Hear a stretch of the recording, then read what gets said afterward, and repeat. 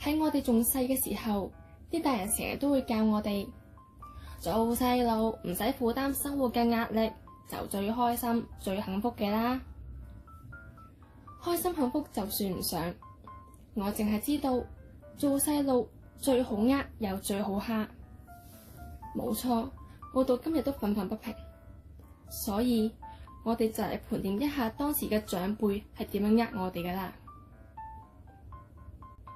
廁所唔可以洗餐具，為咗環保，小學生需要自備餐具。咁你都明白，有時候用過嘅餐具留咗喺書包入邊，唔記得再攞翻出嚟，咁第二日就會有一副污糟嘅餐具。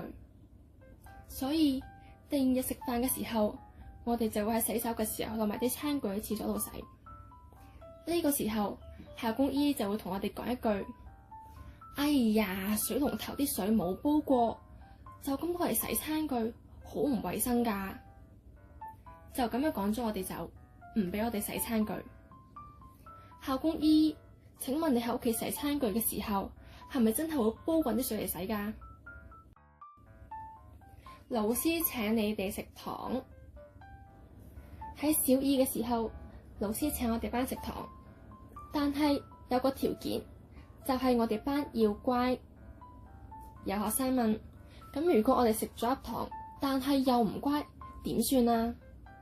老師話：咁就嘔翻粒糖出嚟還俾我啦。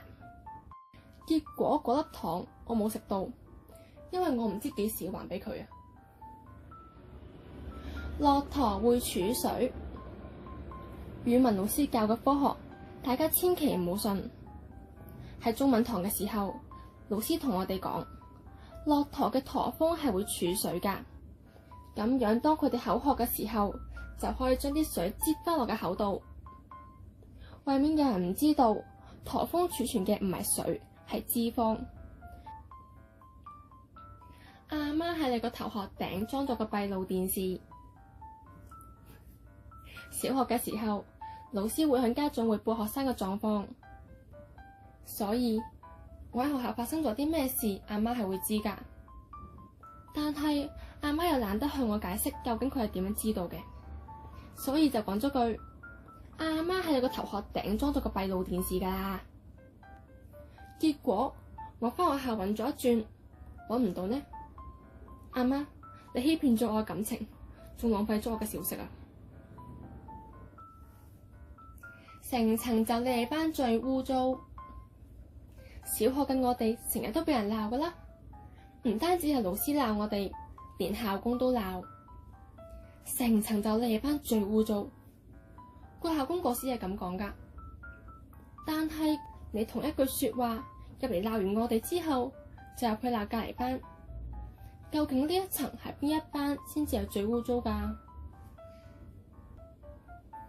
唔好問我點解。呢啲咁無聊嘅嘢，我可以記足10年，我都唔知。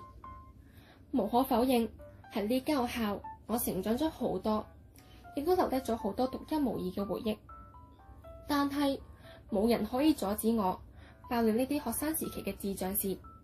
我哋下集再見，拜拜。